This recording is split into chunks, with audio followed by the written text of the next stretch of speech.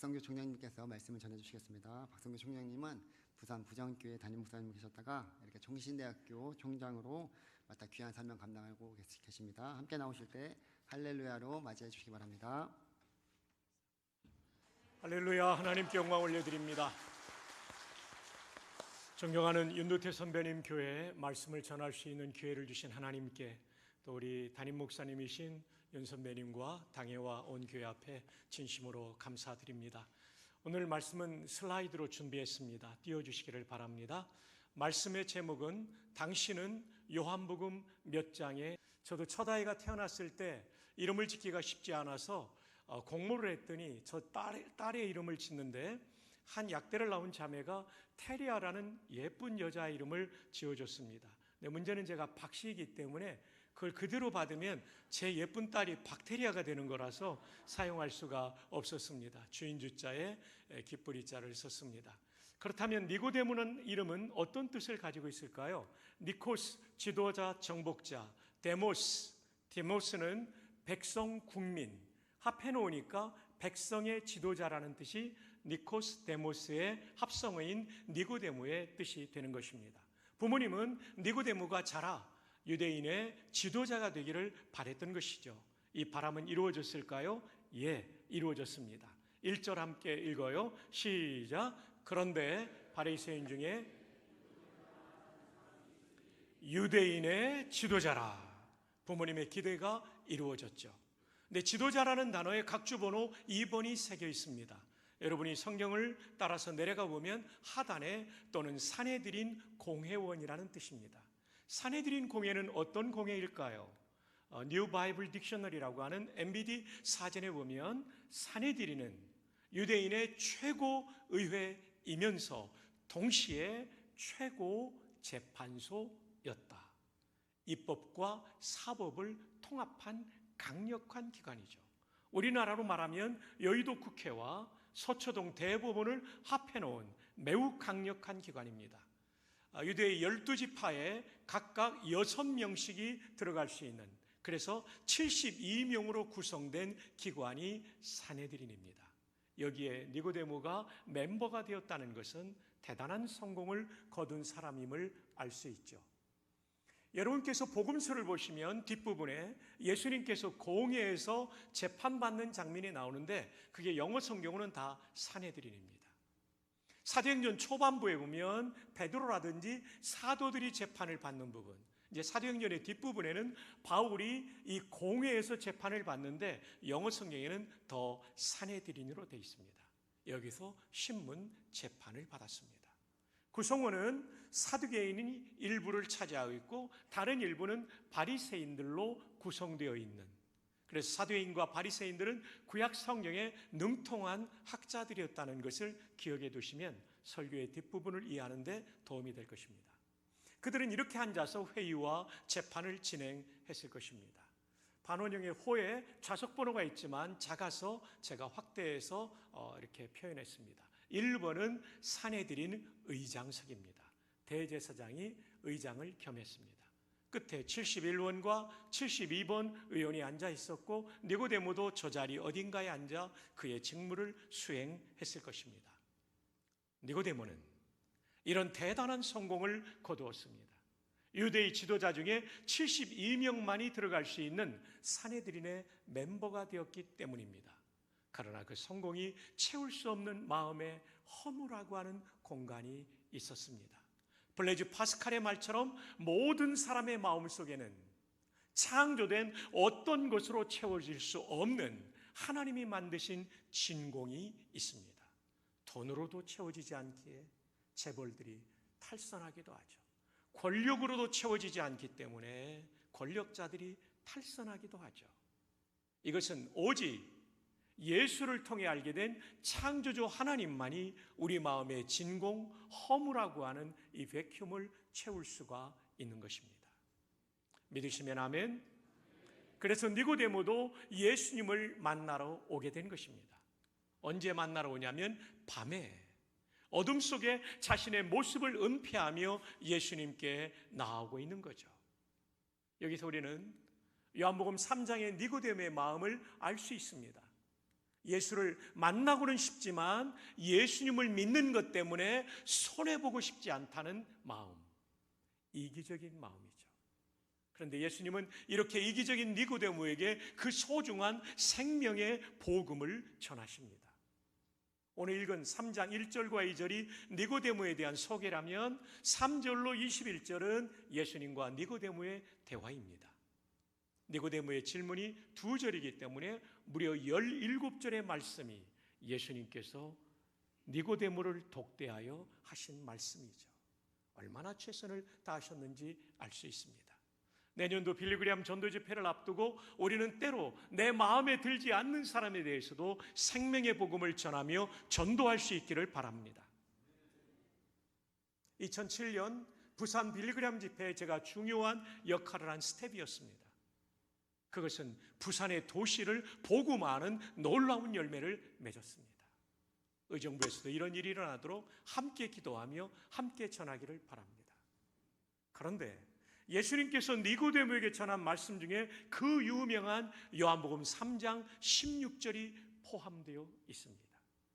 지나간 2000년 동안 수많은 사람을 구원한 복음 중의 복음인 요한복음 3장 16절이 이 땅에서 예수님의 입술을 통하여 선포될 때 최초의 청취자는 니고데모였습니다.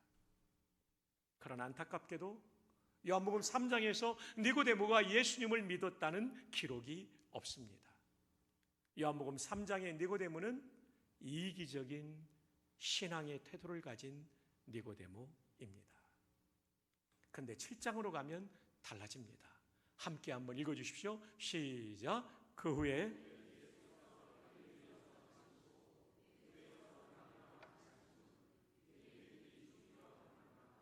3장에서는 예수님을 죽이려고까지 하지는 않았는데 7장에서는 예수님을 죽이려는 상황으로 악화되어 있었습니다. 그리고 45절로 가보면 아랫사람들이 대제사장들과 바리새인들에게로 오니 그들이 묻되 어찌하여 잡아오지 않았느냐. 예수님을 잡아서 죽이려고 아랫사람들을 체포조로 출동시켰는데 빈손으로 돌아온 것을 추궁하고 있는 것입니다. 아랫사람들이 대답하되 그 사람, 예수님을 말합니다. 그 사람이 말하는 것처럼 말한 사람은 이때까지 없었나이다. 잡으러 갔다가 은혜 받았기에 양심의 가책을 느끼고 빈손으로 돌아왔다는 얘기입니다. 너희도 미혹되었느냐? 바리새인들이 추궁하고 있죠. 당국자들이나 바리새인 중에 그를 믿는 자가 있느냐? 있으면 가만두지 않겠다는 살벌한 분위기죠.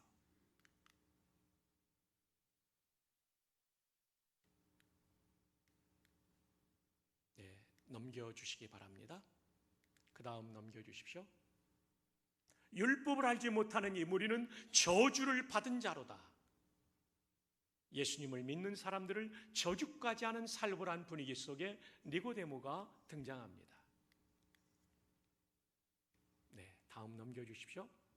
그 중에 한 사람 고천에 예수께 왔던 니고데모가 그들에게 말하되, 그 다음으로 넘어갑니다. 우리 율법은 사람의 말을 듣고 그 행한 것을 알기 전에 심판하느냐. 요한복음 7장의 니고데모는 예수님을 죽이려고 하는 살벌한 분위기 속에 예수님을 변호하는 사람으로 바뀌어 있었습니다. 어떻게 이런 변화가 가능했을까요? 3장의 복음을 듣고 그 자리에서 복음을 받아들이지는 않았지만 7장으로 오기 전에 그 어느 순간 이 복음을 받아들이고 이제 니고데모는 예수님 편에 선 사람이 되었다는 것을 우리는 이 문맥을 통해서 읽어낼 수가 있습니다. 신앙의 성숙과 사랑의 성숙에는 공통점이 있습니다. 상대 중심이 되는 것이죠. 누군가를 사랑한다면 그 중심이 되는 거죠. 1987년 저는 신대원을 졸업하고 군목으로서 안수를 받고 장교로 임관 전에 군사훈련을 삼사관학교에서 받을 때 제 아내가 보내준 편지는 굉장한 위로가 되었습니다. 편지 겉봉을 스캔한 이유는 이게 조작된 이야기가 아니라는 것입니다. 속지까지 스캔한 이유는 진짜 사실이라는 것을 증명하고 있는 것입니다. 자, 다음 페이지에 보면 제가 좀 여러분이 읽을 수 있도록 큰 글씨로 타이핑을 했습니다. 내 사랑 내 모든 것 되는 당신, 생각할수록 더 보고파서 괴로워도 그래도 당신만 생각하며 하루해가 저뭅니다.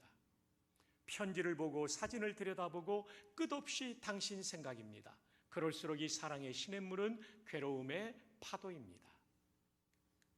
그 언제부터였는지 당신은 제 마음을 온통 차지하고 사로잡아 버리셨지요. 그리고 지금은 당신의 포로입니다. 행복한, 아주 행복한 포로. 세상에 어떤 포로가 사로잡은 상대에게 사랑한다고 고백할 수가 있겠어요? 그러나 나는 당신의 영원한 포로이고 싶습니다. 정말 사랑하면 이런 고백을 하지요. 요즘은 제가 포로가 되어 삽니다. 방도 닦고 설거지도 하고 쓰레기도 버리고 있습니다. 신앙도 정말 신앙이 들어가면 나 중심에서 삼위일체 하나님 중심으로 바뀌게 되죠. 다음 페이지에 나오는 찬송처럼 주의 귀한 은혜 받고 일생 빚진 자 되네. 다 함께요. 주의 은혜 사슬 되사 나를 주께 매소서. 우리 마음은 연약하여 범죄하기 쉬우니 하나님이 받으시고 천국이 늘치소서. 저와 여러분이 받은 은혜는 얼마나 놀라운 은혜란 말입니까? 주의 귀한 은혜 받고 하나님이신 그분이 우리를 위하여 대신 죽어주신 이 은혜, 이 은혜는 우리를 일생 빚진 자로 만들어버렸습니다. 그래서 시인은 이런 고백을 하죠. 주의 은혜의 사슬로 묶고 저를 주께 매인 포로가 되게 해주십시오. 포로가 되어서 주님께 매인받은 종의 삶을 살게 해주십시오. 사랑하는 여러분, 정말 십자가의 은혜에 감사하는 사람은 내가 왕이 되고 내가 주인 된 인생이 아니라 그분께 매인받은 종의 삶을 살아가게 되는 것이죠. 성경에 나타나는 매우 중요한 신앙의 사상은 하나님은 우리의 왕, 나는 그의 백성이요 종이라는 사상입니다. 그 훌륭했던 다윗 왕의 고백이 시편 145편 1절에 나오는데 왕이신 나의 하나님이여 내가 주를 높이고 영원히 주의 이름을 송축하리이다. 내가 왕이지만 더 높은 왕은 하나님이시라는 고백이에요. 그분이 나의 주인이시라는 고백이니까 나는 그분의 종이라는 것이죠. 이스라엘 역사상 최고로 하나님께 사랑받았고 쓰임받았던 왕의 특징은 내가 왕이 아니라 하나님이 왕이라는 위대한 고백입니다. 그 아들 솔로몬은 동일한 고백을 이렇게 합니다. 열왕기상 8장에 보면 성전을 완공한 다음에 봉헌 기도를 왕인 솔로몬이 드립니다. 23절입니다. 열왕기상 8장 23절. 이스라엘 하나님 여호와여 위로 하늘과 아래로 땅에 주와 같은 신이 없나이다. 주께서는 온 마음으로 주의 앞에서 행하는 종들에게, 누구에게요? 종들에게 언약을 지키시고 은혜를 베푸시나이다. 보배로운 성도 여러분, 여러분들께서 하나님께서 베풀어 주시는 은혜를 받기를 원하십니까? 조건이 있습니다.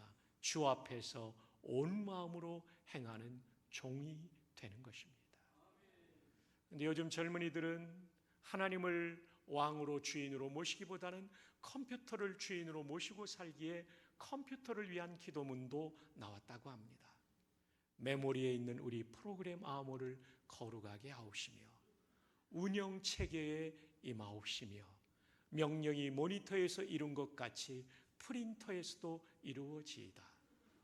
오늘날 우리에게 일용할 데이터를 주옵시고 파일의 에러를 사하여 주옵시고 우리를 다운에 들게 하지 마옵시며 다만 정전에서 구하옵소서. 대개 CPU와 하드와 USB가 컴퓨터께 영원히 있사옵나이다. 엔터. 컴퓨터는 우리의 죄를 속죄할 수 없고 우리에게 영생을 줄 수 없고 우리의 인생길을 다 인도할 수 없고 컴퓨터는 우리의 주인이 아니라 도구에 불과합니다. 컴퓨터와 스마트폰 하는 시간을 줄여서 주님과 접속되는 시간이 많아지기를 축복합니다. 사랑하는 여러분, 여러분의 인생의 가장 큰 복은 다윗이 고백했던 것처럼 솔로몬이 기도했던 것처럼 온 마음으로 주의 앞에서 행하는 종들이 될 때 여러분의 인생에 하나님의 은혜가 충만할 줄 믿습니다. 그보다 더 근원적으로는 하나님을 영화롭게 하는 신앙의 본질이 회복될 줄 믿습니다. 그래서 이 시간 서로 축복합시다. 좋은 종이 되기를 바랍니다. 이 정도 하면 여러분이 기억을 오랫동안 하지 못할 겁니다. 오래 기억하려면 충격을 받아야 됩니다. 남성에게는 좋은 종놈이 되기를 바랍니다. 여성에게는 좋은 종, 그렇게 축복하며 인사합시다. 시작. 좋은 종놈이 되기를 바랍니다. 우리 지휘자님, 좋은 종놈이 되기를 바랍니다. 김민영 목사님, 좋은 종놈이 되기를 바랍니다. 우리 영생 장로님, 이름이 너무 좋습니다. 영생이십니다. 좋은 종놈 되기를 바랍니다. 그러면 하나님의 놀라운 은혜가 임할 겁니다. 두 손 벌려 박성규 목사를 축복하세요. 좋은 종놈이 되시기 바랍니다. 여러분 왜 이렇게 약해요? 다시 한번 시작. 아멘. 아멘. 정말 그렇습니다. 하나님께 영광 돌립니다. 그러면 총신대학교가 하나님 그 왕의 통치가 강력하게 임해서 학교가 복된 학교가 될 겁니다. 제 마음대로 직무 수행하지 않고 왕이신 하나님의 뜻대로 제가 직무를 수행하도록 기도해 주시기를 바랍니다. 자, 그렇다면 우리 모두가 좋은 종놈과 종이 되기로 약속했는데 그럼 어떤 사람이 좋은 종인가? 1번, 고대의 종을 통해서 배울 수 있는 것은 자기 뜻이 없어요. 아무리 하기 싫어도 주인이 해, do 하면 하는 게 좋은 종이에요. 아무리 하고 싶어도 주인이 하지 마, do not 하면 딱 멈추는 게 좋은 종이에요. 여러분 설교를 듣거나 개인 묵상하거나 기도하거나 찬양할 때 성령께서 감동하시면 순종하기를 바랍니다. 순종이 종의 삶이에요. 순종이 제사보다 낫고 순종하는 자가 은혜 받는 자예요. 순종하는 자가 하나님을 영화롭게 하는 자예요. 두 번째 좋은 종은 자기 돈이 없습니다. 많든 적든 내 뜻대로 쓰지 않고 주인 뜻대로 씁니다. 다윗이 진짜 종이었던 것은 역대상 29장에서 한 번 더 찾아볼 수가 있어요. 그는 죽기 전에 성전 건축, 자기가 들어갈 예배드릴 성전이 아닌데도 성전 건축원금을 드려요. 얼마를 드리냐면 역대상 29장 4절에 금 3,000달란트, 은 7,000달란트. 1달란트가 34.4kg이기 때문에 금 3,000달란트는 무려 10만 3,000kg입니다. 은 7,000달란트는 24만 kg입니다. 여러분 실감나도록 총장 비서인 이지영 선생이 계산한 거 13조 7천억 원입니다. 놀라야 될 때 안 놀라면 제가 놀라게 됩니다. 여러분들이 너무 평안하게 앉아 계세요. 나도 13조 정도는 있어요. 이런 얼굴인데 어마어마한 헌신이에요. 이걸 보고 관리와 백성들까지 따라 헌신하니까 이 다윗이 하나님 앞에 기도를 드려요. 그 기도가 역대상 29장 14절에 이렇게 나옵니다. 나와 내 백성이 무엇이기에 이처럼 즐거운 마음으로 드릴 힘이 있었나이까.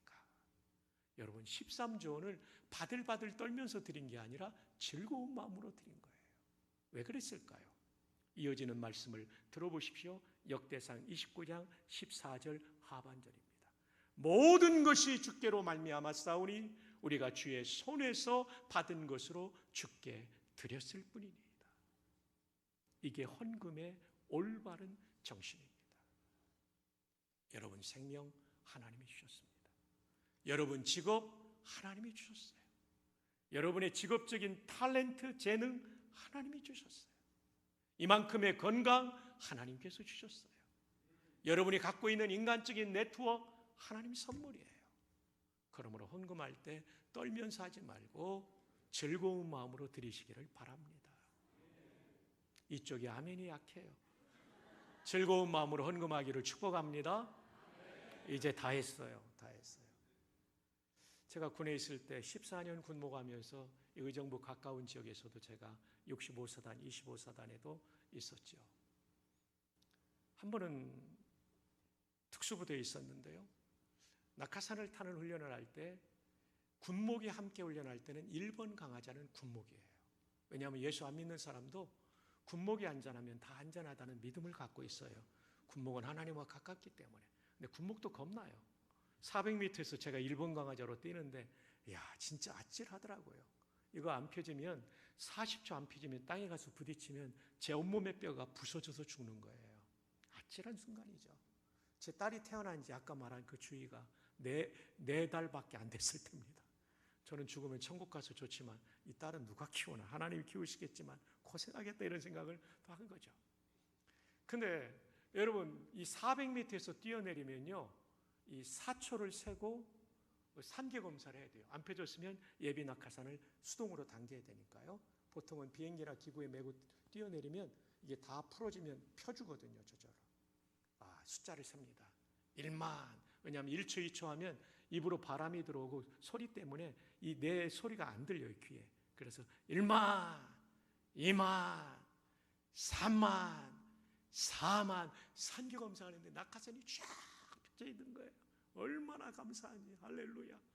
28개의 가닥이 있고 오른쪽과 왼쪽에 조정하는 테크라인이 있는데 쫙 당기면 오른쪽, 쫙 당기면 왼쪽, 둘 다 당기면 빨리 떨어져요. 와, 이 조정도 해보고 이 창공에서 하늘을 보니까 더 아름답고 땅도 아름답더라고요. 여러분도 한번 꼭 뛰어보시기를 바랍니다. 저는 지금도 비행기 타고 나면 한 번씩 뛰고 싶은 이런 충동을 느낍니다만은 이거 뛰고 정말 신나는데요. 이렇게 창공에서 내려오는 기쁨을 맛보려면 지상교육 3주의 마지막 관문을 통과해야 뛸 수 있는 자격을 줘요. 점프할 수 있는. 그 마지막 관문이 뭐냐면 모형탑이에요. 모형탑은 뭐냐면 콘크리트 구조물에 앞에 강철 케이블이 지나가고 도르래를 걸어놓고 내 모이 낙하산 라이저를 걸으면 거기서 뛰어내리면 이 팽팽해질 때까지는 추락하는 느낌이 있다가 딱 이제 어느 순간에 이제 팽팽해져서 쫙 타고 가는 거예요. 근데 그 순간에 뛰는 이 자세가 잘못되면 합격이 안 돼요. 불합격된 상태로 절대 올리지 않아요. 왜냐하면 올라가서 자세가 잘못되면 이 회전하면서 낙하산줄이 내 몸을 감아서 번데기처럼 죽을 수 있기 때문에 이 모형탑에서 꼭 합격해야 돼요. 근데 희한하게 모형탑 앞에 서면 겁나요. 왜 그런지 아세요? 인간이 가장 공포를 느끼는 11m 높이에 그걸 해놨기 때문에 그래요. 그래서 뛰어야 했는데 겁나서 못 뛰면 이제 몇 번 해도 안 되면 수백 명이 교육을 받으니까 조교가 발로 뻥 차요. 그러면 으악 하고 떨어지는데 절대 안 죽어요. 왜냐하면 이 사람의 모이 낙하산줄은 도르래에 걸려있기 때문에 안전하게 가요. 그래도 겁나요. 왜냐하면 이 높이가 11m, 공포의 11m라서 그래요. 저는 성도들에게도 공포의 11m가 있으니 11조 헌금이라고 말씀드리겠습니다. 11조 설명하려고 공수훈련 얘기를 했습니다. 어떤 분은 11조 하면 죽는 줄 알아요. 부가세처럼 또 10분의 1을 떼야 되다니 이렇게 생각할 수 있어요. 여러분 아닙니다. 그것은 신앙 고백입니다. 돈이 내 인생의 주인이 아니라 하나님이 주인이십니다. 이것 때도 하나님이 살게 하십니다라는 고백이에요. 54년 전에 저 10살 때 아버님 돌아가셨어요. 어머님이 가난하고 6남매 키우지만 11조를 떼먹지 않았어요. 지나온 54년 동안 하나님께서 이 종의 삶에 베풀어 주시는 애는 너무나 큽니다. 사랑하는 여러분, 11조는 신앙이 좋은 사람이 하는 게 아니라 모든 성도가 해야 됩니다. 돈이 주인이 아니라 하나님이 주인이시라는 고백입니다. 믿으시면 아멘, 동의하시면 아멘. 꼭 하나님 앞에 이 고백을 할 수 있기를 바라요.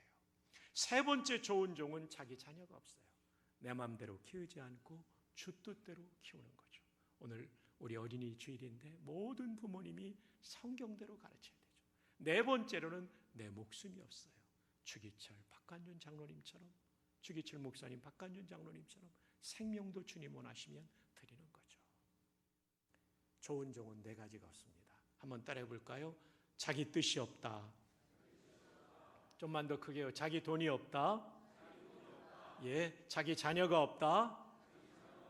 자기 목숨이 없다. 이 네 가지가 없는 사람이 좋은 종인데, 그런 종이 되라고 옆에 있는 분에게 축복합시다. 하이파이브 하면서 좋은 종놈 되세요, 좋은 종연 되세요 라고 한번 축복합시다. 시작.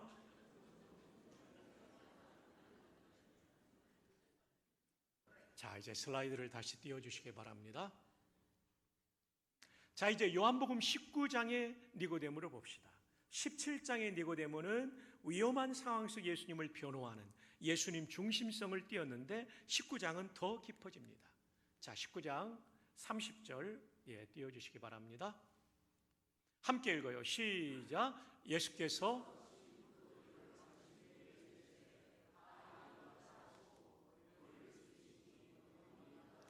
예수님께서 돌아가셨습니다. 세상 사람들의 눈에는 너무나 무기력한 죽음이었어요. 그러나 여기에 중요한 선언이 있습니다. 다 이루었다. 헬라 말로 하면 테텔레스타이라는 단어예요. 이것은 임무를 완수했을 때 쓰는 말입니다. 예수님께서 하늘 아버지께 돌아가시면서 보고하신 거예요. 아버지, 인류의 죄를 속죄하라는 임무를 십자가에서 완수했습니다.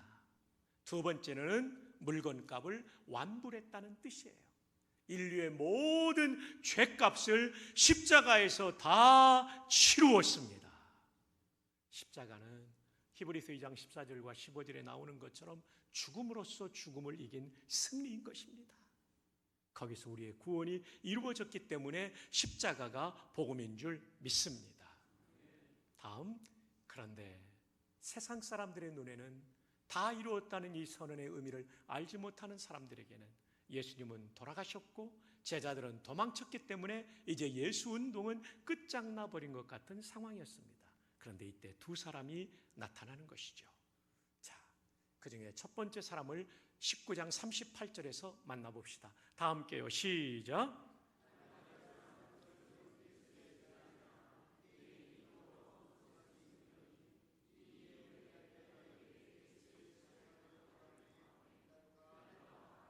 아리마드라는 동네에 살고 있는 요셉, 이 사람도 산헤드린 의원입니다. 산헤드린 의원은 앞에 말씀드린 것처럼 구약 성경에 능통한 사람들이었습니다. 이 아리마대 요셉은 구약을 연구하면서 메시아가 어떤 분일까를 찾던 중에 예수님을 만났을 때 저분이 메시아의 가능성이 높다 해서 제자가 되었지만 아직은 확신이 없었습니다. 그래서 확신이 없으니까 유대인이 두려워 그것 예수의 제자됨을 숨겼습니다. 근데 이런 의심이 있던 아리마대 요셉의 마음에 놀라운 확신이 들어오는 전환점이 생깁니다. 그게 뭐냐면 빨간색으로 하이라이트한 이 일 후에, 이 일이 무엇입니까? 십자가의 일이죠.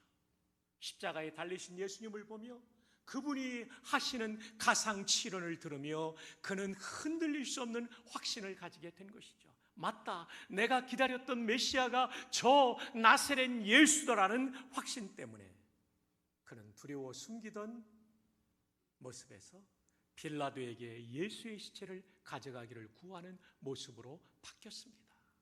여러분, 산헤드린이 죽이기로 결의하고 사형 집행된 예수의 시체를 구한다는 얘기는 산헤드린 의원에게는 매우 위험한 일이었을 것입니다.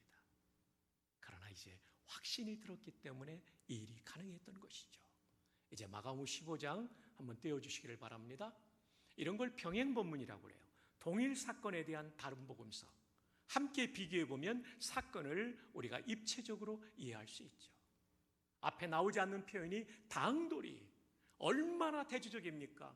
유대인이 두려워 제자됨을 숨기던 사람이 당돌이 볼들리 담대하게 나선 거예요. 이 사람은 존경받는 공의원이요 산헤드린 의원입니다. 구약 성경을 잘 아는 사람이에요. 하나님의 나라를 기다리는 자라, 메시아의 오심을 기다린다는 뜻입니다.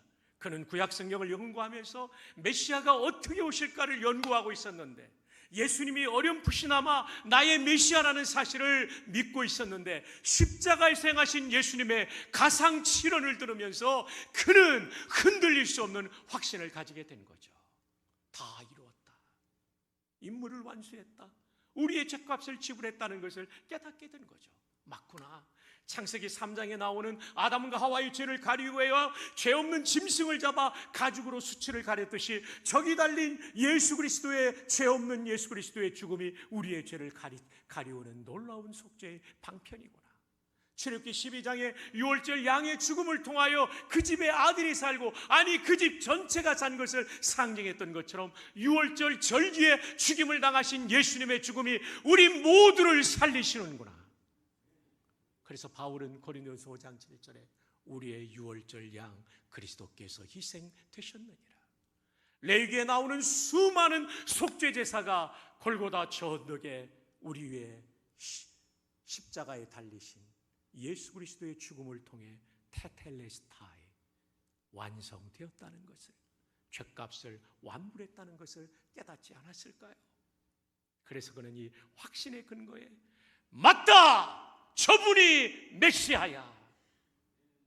그래서 그는 생명을 걸고 지위를 걸고 예수님의 장례를 치를 수가 있었던 것이죠. 1968년 초등학교 1학년 때 예수를 믿은 저는 대학 1학년 1980년도에 구원의 확신을 받고 나니까요, 와, 지금 적어도 천국 간다는 확신과 내 일생을 주님께 송두리째 부어 바치리, 이 헌신이 이루어지더라고요. 확신은 헌신을 낳는 거죠. 십자가에 달리신 예수님을 통하여 아리마대 요셉은 이런 확신과 헌신의 자리까지 나아가게 된 것입니다. 또 한 사람이 나오죠. 바로 니고데모입니다. 함께 읽어요. 시작. 일찍이 예수께 밤에 찾아왔던 니고데모도 모략과 침향 섞은 것을 100리터쯤 가지고 온지라. 일찍이 예수께 밤에 찾아왔던 니고데모, 이기적인 니고데모가 이렇게 바뀐 거예요. 그도 사내들인 의원이기 때문에 예수님의 장례를 치른다는 얘기는 공격받을 수 있고 탄핵받을 수 있고 목숨을 잃을 수도 있는 상황이지만, 사회적 지위와 목숨을 걸고 더 나아가 물질을 바치며 그는 헌신하고 있습니다. 100리터의 향품은 얼마냐면 32.7kg이라고 됩니다. 이게 얼마의 가치일까? 이 얼마의 가치일까를 MBD 사전을 통해 보면 그가 레비시 기프트를 예수님께 드렸다. 레비시라는 형용사는 긍정적으로 볼 때는 풍부하다, 부정적으로 볼 때는 낭비하다.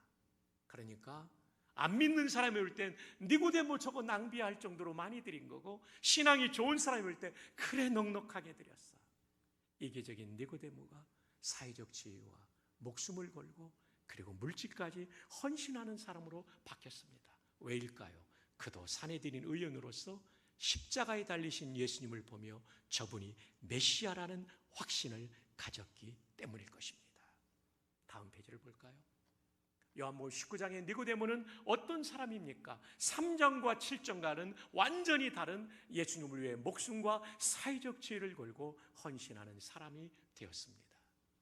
다음 페이지를 보면 시티스타드라는 유명한 선교사가 케임브리지라는 명문대학을 나오고 좋은 집안의 아들이었지만 100여 년 전에 중국 내륙 낙후된 곳으로 선교를 떠날 때 많은 사람이 뜯어말릴 때 그가 이런 말을 했습니다. 만약 예수 그리스도가 하나님이시고 그리고 그분이 나를 위해 죽었다면, 그렇다면 내가 그분을 위해서 아무리 헌신을 한다 해도 그것은 위대한 희생이라고 여겨질 수 없을 것이다. 맞습니다. 하나님이신 예수님의 희생 앞에 우리는 희생한다고 말하면 안 돼요. 그 희생에 대한 보답을 할 뿐이고 헌신을 할 뿐이죠. 이제 결론입니다. 당신은 요한복음 몇 장이 있습니까? 3장의 니고데모는 이기적인 니고데모, 예수 믿고 싶지만 예수님 때문에 손해보고 싶지 않다는 것이죠. 혹시 여러분은 3장에 계시진 않습니까? 한번 눌러주시고요. 두 번째는 요한복음 7장의 니고데모입니다. 예수님을 변호하는 니고데모, 예수님 중심성을 가지게 되죠. 예수 믿는 것을 드러내고 변호하고 전도하는 사람이 되는 것이죠. 요한복음 19장의 니고데모, 그는 목숨 걸고 헌신하는 니고데모, 생명도 지위도 물질도 바치며 걸고 헌신하는 사람이죠. 예수님을 처음 믿은 사람이 3장에 있다는 것은 이해될 수 있어요. 그러나 이 복음을 받아들이고 십자가의 경험을 한 사람이 아직도 3장에 머물러 있다면 그것은 대단히 부끄러운 것입니다. 오늘 7장과 19장으로 향하여 나아가는 거룩한 결단이 있기를 주님의 이름으로 축복합니다. 기도하겠습니다. 하나님, 보석같이 소중한 성도들과 이 말씀 나누었습니다. 비옵기는 3장에서 7장으로 7장에서 19장으로 나아가는 거룩한 변화가 저희 가운데 있게 하여 주시옵소서. 예수님의 이름으로 기도합니다. 아멘. 짧게 슬라이드 좀 더 보여주시기 바랍니다. 학교 말씀 좀 드리도록 하겠습니다. 제가 재작년에 영국에 총신 신대원 졸업생들의 수련회에 갔다가 충격을 받고 왔습니다. 영국의 신학교들이 거의 무너져 버렸습니다. 그리고 담임 목사 한 사람이 교회 3개를 맡고 있는 거예요. 얼마나 힘들겠어요. 부교육자들은 더더욱 없고요. 로이드 존스 목사님이 목회하셨던 웨스트민스터 채플을 제가 가봤습니다. 사진을 띄워주시죠. 오랜 역사의 교회, 3,000명 이상이 출석가 된 교회예요. 가보니까요, 담임 목사님이 공석이고요, 장로님 7분 중에 티칭의 은사가 있는 3분이 돌아가면서 설교. 제가 간 날도 가이 밀러 장로님이 설교했어요. 참 안타깝더라고요. 그 영광스럽던 교회가 장애자는 다 없애버리고 최후 100개도 안 되는 거 놓고 예배드리는 모습. 원인이 뭔지 아십니까? 신학교가 죽었기 때문이에요. 신학교는요, 모판이에요. 신학교가 건강해야 다음 세대 교회가 살 수 있어요. 신학교가 왜 죽었냐면 성경 66권을 하나님의 말씀으로 믿지 않기 때문에. 자유주의와 신정통주의, 시간상 설명하지 않지만 그 신학에 물들어 버린 거예요. 한국에 있는 신학대학들도 거기에 물들어가는 학교들이 늘어나고 있어요. 우리는 개교 124년을 맞이하는 오늘까지 신구약 성경 66권은 정확무한 하나님의 말씀으로 받아들입니다. 윤두태 선배님의 말씀을 무시하면 선배님과 제 관계가 깨질 거예요. 하나님의 말씀이 성경을 무시하면 하나님과 그 신학교, 그 신학교에 속한 교회들이 무너질 것입니다. 관계가 깨질 거예요. 총신은 전 세계에서 온 캠퍼스, 새벽 기도와 수요 저녁 예배가 있는 그런 훈련을 받는 세계에서 제일 큰 학교입니다. 서든이 우리보다 많지만 온라인이 많기 때문에 온 캠퍼스 훈련이 안 되고 있죠. 총신은 한국교회와 세계 선교를 위해 꼭 필요한 학교입니다. 여러분들이 지금부터 도와주셔야 여러분의 아들, 여러분의 손자, 손녀 때에 좋은 담임 목사님을 모실 수 있는 것입니다. 윤두태 선배님 같은 좋은 목사님 모실 수 있는 거죠. 그래서 여러분, 시간이 좀 지났지만 10만 재정 후원 가입 신청서가 여기에 있습니다. 여러분들이 한 달에 커피 한 잔을 좀 아끼시면 되겠습니다. 5,000원 아껴서 보내주시면 51년 된 기숙사도 짓고 신학생들을 장학금을 더 주어서 훈련할 수 있습니다. 자꾸 신학하려는 사람이 줄어드는 어려운 때입니다. 꼭 도와주시면 좋겠습니다. 미래 여러분들의 손자 손녀의 담임 목사님 준비하는 거라고 생각하시면 됩니다. 담임 목사 되려면 20년 이상이 걸립니다. 그리고 2잔을 아끼시면 10,000원을 지원하실 수 있고요. 아주 어려운 분은 안 하시고 기도만 해주셔도 됩니다. 이 시간 우리 한번 펜을 꺼내서 작성을 해보면 어떨까요? 펜이 거기 있죠. 사용하신 펜은 가져가시면 됩니다. 먼저 여러분의 존함을 써주시기 바라고요. 연락처를 꼭 써주시고요. 주민등록번호를 쓰시면 연말 세금 정산에 도움을 드리겠고요. 교회명과 교회 직분 써주시고요. 기부 약정액은 1,000원도 좋고 5,000원, 10,000원도 좋습니다. 또 기타로 2,000원, 3,000원도 괜찮습니다. 자동이 차면 훨씬 편리하시고 정말 여러분의 여건이 어려워지면 학교에 전화 주시면 바로 그때부터 중단하실 수도 있겠습니다. 전화물 맨 아래 써주시고요. 뒤편에 개인정보 수집 및 이용 동의 해주시기를 바랍니다. 이 시간 총신 기숙사가 51년이 됐습니다. 저 영상을 찍을 때 작년인데 제가 45년 전에 살았던 기숙사 너무 안타깝습니다. 혹시 용지나 펜이 없는 분은 손을 들어주시면 위원들이 전달해 드릴 텐데 작성하시면서 기숙사 영상 한번 보시고요. 끝날 무렵 우리 김 목사님 올라와 주시기 바랍니다. 올라와 계시면 더 좋겠습니다.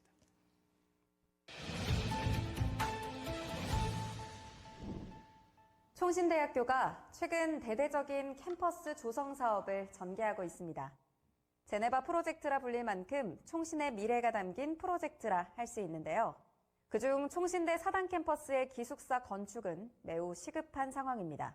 기숙사의 열악한 모습을 CTV가 직접 확인해봤습니다. 박민균 기자가 보도합니다. 3.3평 총신대 기숙사 방의 크기입니다. 문을 열자 퀴퀴한 냄새가 코를 찌릅니다. 한 명이 서 있기도 비좁은 공간에 학생 3명이 거주합니다. 방도 책상도 51년 전 그대로입니다. 제가 44년 전에 이 기숙사에 살았는데요. 달라진 거는 이 침대만 좀 바뀌었습니다. 이 3.3평에 4명 들어올 수 있는 공간에 복잡하니까 3명을 살게 하고는 있지만 아주 힘들죠. 고시원보다 못한 이런 열악한 환경인 것이죠. 벌써 지어진 지 51년이 되다 보니까 상당히 노후화되었습니다. 정말 눈물 나도록 안타깝습니다. 비좁은 기숙사 방에서 공부는 언감생심입니다. 소음도 심하고 환기도 안 됩니다. 방에 화장실도 없습니다. 온도 조절이 되지 않는 난방 시설도 고질적인 불편 사항입니다. 또 여름 같은 경우에는 습하기 때문에 벽에 곰팡이도 많이 피고 또 그것 때문에 이제 여기에 살고 나서 몸에 두드러기가 난다든지 감기에 많이 걸린다든지 또 기관지 염으로 고생하는 또 친구들도 많이 있습니다. 그래서 현재 많이 위생의 상태에서도 많이 힘든 상황이 있습니다. 공동 시설인 화장실과 세면장 등 부대 공간도 열악하긴 마찬가지입니다. 특히 화장실의 경우 층당 좌변기가 3개에 불과해 40여 명의 학생들은 매일 아침이 곤혹스럽습니다. 이곳은 남자 기숙사 화장실입니다. 수압도 낮고 물도 잘 내려가지 않고 아침에 강의를 가거나 또 새벽기도를 가거나 할 때 많은 학생들이 기다리다가 씻지 못하고 나간다거나 아니면 종합관이나 이렇게 이동해서 또 씻거나 또 일을 보아야 하는 그런 경우들이 다수 발생해서 너무 학생들이 힘들어하고 있는 그런 환경입니다. 현재 총신 사당 캠퍼스 기숙사에 200여 명의 학생들이 거주하고 있습니다. 학생 대비 공동시설과 편의공간, 집기류 여건이 모두 열악한 상황입니다. 학생들은 냉장고 공간까지 나누어서 쓰고 있는 형편입니다. 이처럼 총신대에게 기숙사 건축은 시급한 과제입니다. 총신대가 60여 년 만에 대대적인 캠퍼스 조성 사업에 나선 결정적인 이유도 기숙사 때문입니다. 총신대는 2027년 5월 개교 126주년 기념으로 기숙사를 완공할 계획입니다. 필요한 재정은 최소 270억 원, 전국 교회와 성도들의 후원이 절실합니다. 저는 기숙사가 쉼의 공간이라고 생각합니다. 그런데 지금 현재 기숙사는 쉼의 공간이 되고 있지 않다고 생각이 합니다. 기숙사 재건축을 통해서 우리 학교 학생들이 기숙사에서 쉼을 얻고 공부를 하는데 더 능률을 올릴 수 있도록 도와주시면 감사하겠습니다.